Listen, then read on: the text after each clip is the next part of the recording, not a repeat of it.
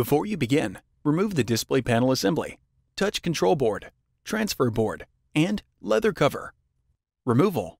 Remove the 2.5mm P0 Phillips head screw that secures the WLAN bracket to the motherboard and remove the WLAN bracket.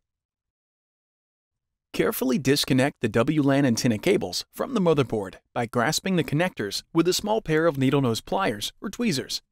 Caution: use care when disconnecting the WLAN antenna cables from the motherboard. Damaged cables or connectors can degrade notebook performance. Disconnect the left and right speaker cables from the connectors on the motherboard.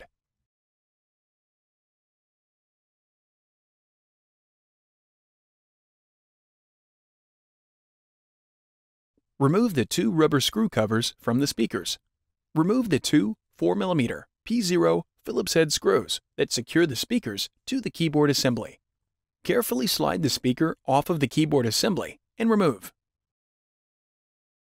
Reverse this procedure to install the speakers.